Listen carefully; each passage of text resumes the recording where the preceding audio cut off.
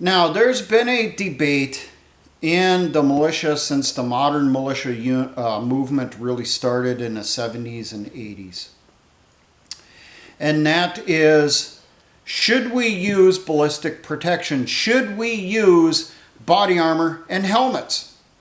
Even back then, from what I've read and heard, you had people saying, well, it just adds excess weight. It doesn't really offer any real protection. This conversation is appearing again. And I have noticed that a lot of the proponents saying that we should not get body armor, and that includes just plate carriers, a lot of these people never served a single day in their life. They never went to basic training. They never went to boot camp.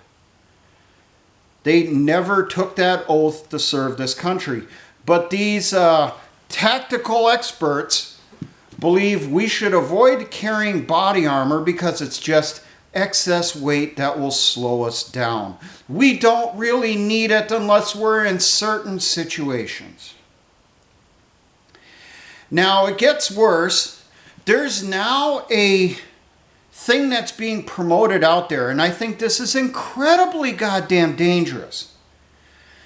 And it all comes from one particular YouTuber made a video testing the ballistic protection between a steel helmet and a Kevlar helmet. I haven't watched a video. But there's people out there talking about, oh, the best helmets that were ever created were actually the French helmets from World War I. Those offer far more protection.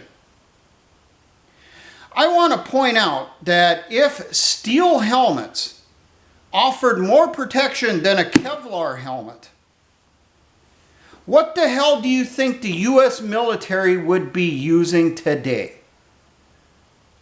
Now, I'm sure there's some of these armchair experts watching this right now talking about, but security guy, you don't have the latest helmet. You have one of those old German helmets, the old past GT Kevlar sitting there. You don't have an ACH or a MIC, and everyone wants the fucking MIC because the Marines had it, and there ain't no goddamn difference between a MIC and a fucking ACH. You know what a lot of us that have been in a long time said when we were issued the ACH? We said we wanted these back because these offered more goddamn protection. The ACH, it's only like this much of the helmet. It's the very fucking top, and you have this giant cutout on the side, and the reason you have that giant fucking cutout is so that you can use the giant goddamn earphones or earpieces for hooking up to a radio. If you don't have that, you might as well have this because it's going to offer more protection. So what are my feelings on body armor? What are my feelings on it weighs too much? Well, if you're using the excuse of it weighs too much, I'm going to quote a movie for you. A line from 13th Warrior. When Antonio Banderas complained about the weight of a sword. And what did one of the Vikings say to him? Grow stronger. If fucking body armor, if a goddamn helmet weighs too much for you, maybe you need to be taking your ass to the gym and working out. This is the same type of helmet I used for the majority of my career. This isn't mine. Mine actually, you've seen in videos. I've modified it. This is just a general spare one that I have. Trust me, after a while, you don't notice the weight of this thing. Your neck gets used to it. Now, but what helmet do I recommend? I recommend you get a goddamn Kevlar helmet. It offers far better ballistic protection. I don't give a shit what some YouTuber, who's probably being paid to put out that information, to tell you that, oh, the steel helmet is so much better. Maybe you should be asking the questions, who's paying him to put out that information? But I will say this, if you are going to go the route of a steel helmet, At least get an American M1 steel helmet. Don't get a foreign one. These will actually offer you some decent protection from shrapnel, but guess what? This thing gets shot at, it's going to fucking penetrate. Even a goddamn pistol round will penetrate this. And I know some people are saying, well, security guy, you don't know a damn thing. The Kevlar helmet can be penetrated too. Yes, I'm aware of that at close ranges. This thing can be penetrated by rifle and pistol fire, even from greater distances. Well, where are you getting that information from? What study you going off of? Oh, I don't know. Serving in the U.S. fucking military. Talking to people who served in Vietnam who had to wear these.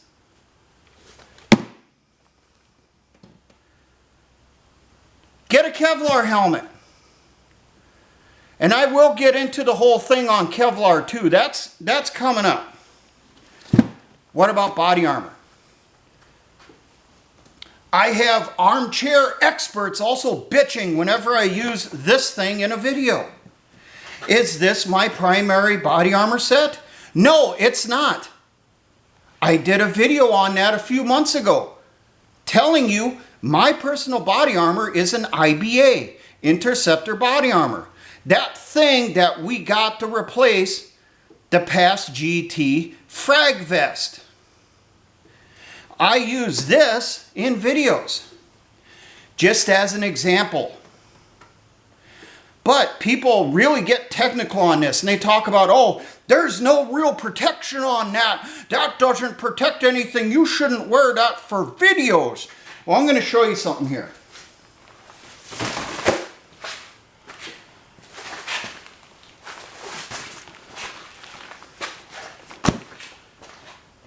That is the backside armor panel from this vest.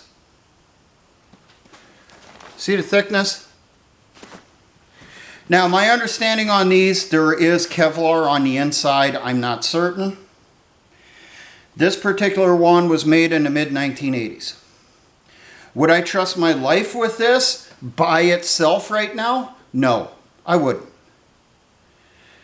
Would it work, though, for protection from fragmentation, like from indirect fire from mortars, rockets? Probably. That's probably why the German military, the Bundeswehr, issued these types of panels to their troops inside this vest. And I'm going to show you something that you armchair experts are not aware of. The ones who flip the fuck out every time I use this in a video. I did modify this, as you can tell. I replaced the Velcro on the side with some clips. Oh gee, look at down here. Can you see this here, combat cameraman? Thumbs up, thumbs down. See the zipper clearly? Watch this. Oh wow, look at that. I can open it up. Look, this doesn't look like the same as this one. What could possibly be inside here? Oh my God, what could be in there? Oh my God, how about we do a fucking zoom in on this here, combat cameraman? See if you can pick up this information right here. Thumbs up if people can read it halfway decent. What does that say? Body armor, interceptor, ballistic panel, back. Oh, wow. You can take out the old panels and put in newer ones. Who would have guessed that? Maybe someone who actually tested it and tried it out. And I will point out, I wasn't aware of this until I started messing with these, because I never noticed it when I was issued my vest. These panels are actually serial numbered, and that's why that tape is on there. But this panel fits in this vest. Now, in order to get it to stay in there, you are going to have to put some Velcro in here because there is Velcro holds. See? So if you want to go with a vest like this to fuck people up, you want better armor in there, sew on some Velcro only through this nylon cover on here. Don't go down into the Kevlar because you're just going to dull the hell out of the needle. And how do I know that? Oh my God, it's almost like security guy has been fucking with this stuff for a while. You know what this is? This is the guts from a past GT frag vest. This is the back panel. Wow, look at how many multiple layers of Kevlar's in there. This will get penetrated by a rifle round, but it does really good to stop and slow fragmentation to keep you alive. And as you see, it's pretty thick. And you know what? It's actually thicker than this. You see that?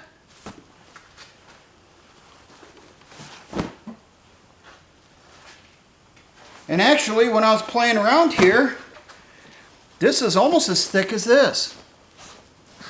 There's probably a few more layers in here, or in here compared to this. And I was told when we were issued these that these newer panels, they actually did a mixture of Spectra and Kevlar in there, alternating sheaths or alternating layers in there when they were making the sandwich of armor here.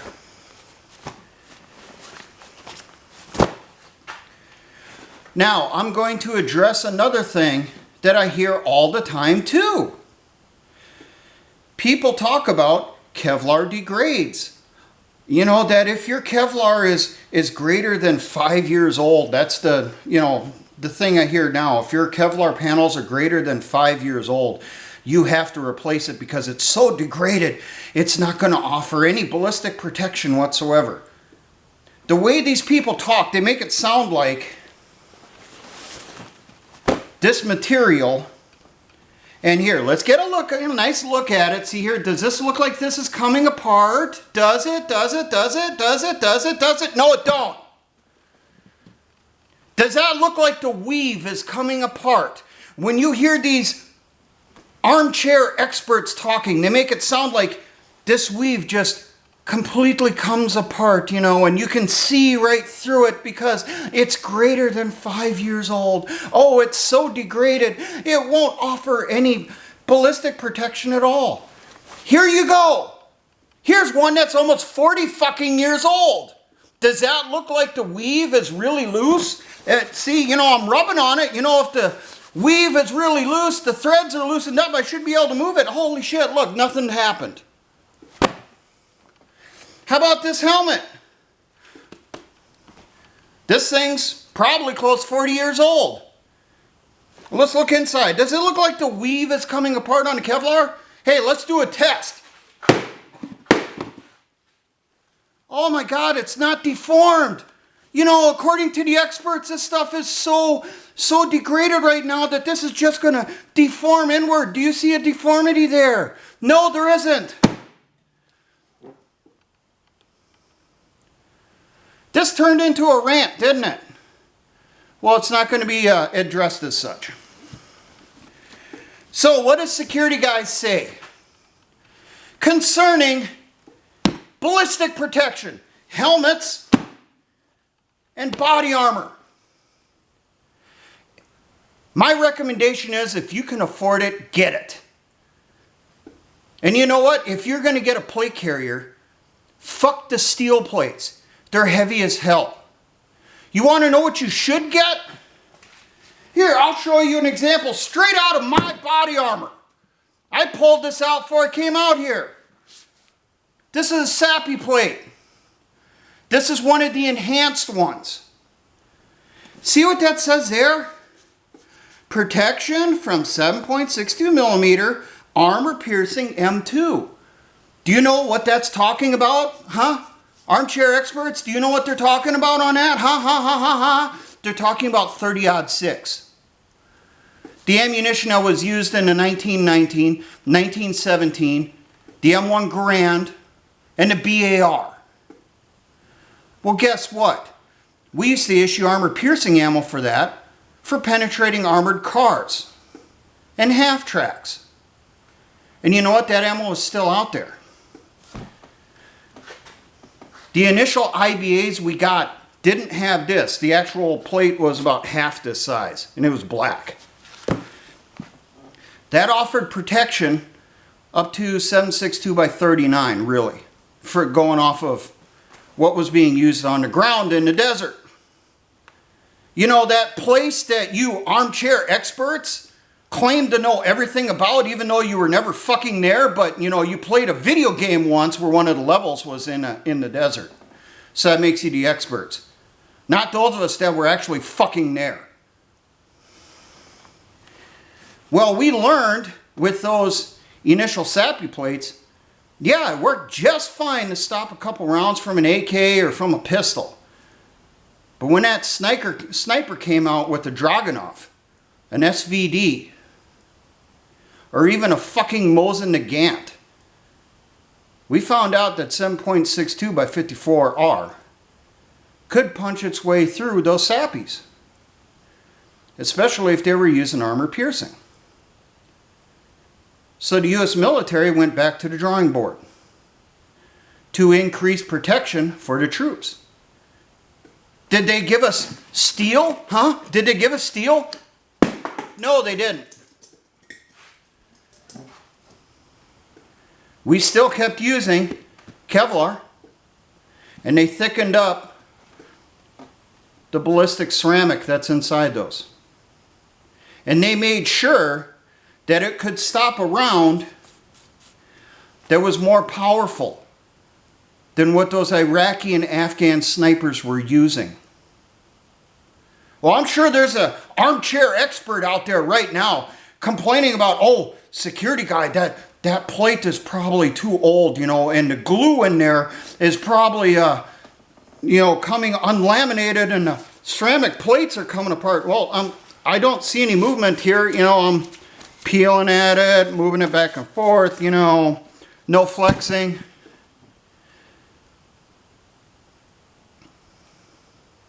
If you can afford it, get ceramic plates. And I really recommend get a look at them, okay? If you can, before you purchase it, get a look at it. Make sure you can't twist it back and forth. You don't see any impact marks on it. Shake it, you know, listen to it, and put it right up next to your ear. Make sure you don't hear sand moving around in there or bits of the ceramic scraping against each other.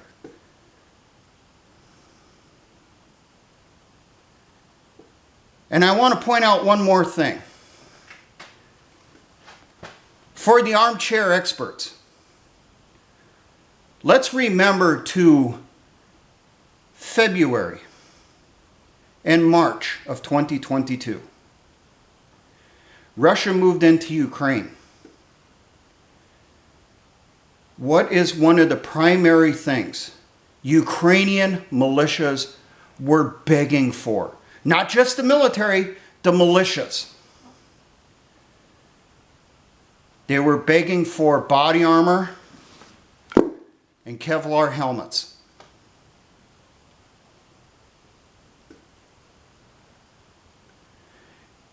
Are you paying attention to the fighting that's still going on in Ukraine? How about what's going on in Israel?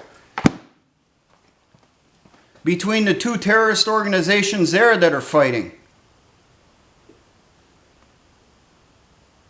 Do you think either side, you know, in order to stay fast, to be more mobile, they'd leave anything that was excess laying behind? But every last one of them motherfuckers is carrying body armor and a helmet.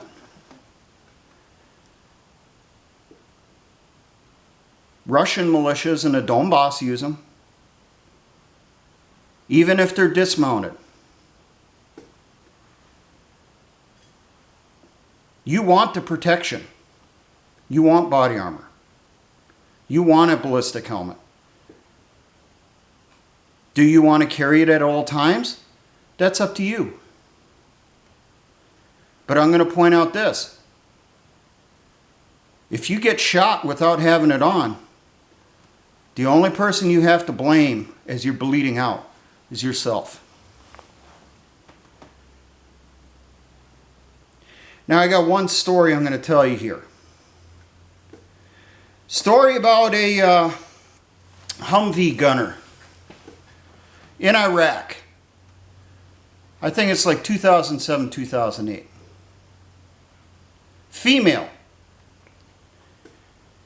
Well, she spent every day up in the hatch behind a 50. Driving convoys up and down the roads all the time. And she didn't like the way her sappy plate felt on her back as she's leaning back against the hatch, reclining back there after the monotonous hours upon hours of driving the hot roads. It's over 100 degrees and she's so warm. One day she decided, well, we're never getting engaged. It's never happened. And if they do happen, they only fire off a couple rounds and run away. I'm tired of having this plate dig into my back. So I'll leave the protection on the front and I'll just take the one out of my back of my IBA and I'm going to leave it at camp. No one's going to notice. Well, obviously her leadership didn't notice. They should have been doing PCCs, PCIs, pre-combat checks and pre-combat inspections. They didn't. They didn't catch this specialist in the National Guard had taken the sappy plate out of the back of her IBA. You want to take a guess what happened to her? They stopped on that convoy. A sniper in a building sighted in on one of the gunners whose back was turned to him. So he knew he didn't have to worry about that 50 cal that the gunner had. And he took a shot. That 7.62 by 54R round ripped through the back of her IBA. Went through her and lodged itself in the sappy plate on the front of her IBA. She was killed instantly. After that incident happened, a safety message went across the entire U.S. Army. We had to listen to that story repeatedly for months on end to remind every one of us with stripes on our uniforms to make sure our soldiers had both plates, front and back, regardless of what job they were doing, even if they were digging a fucking latrine.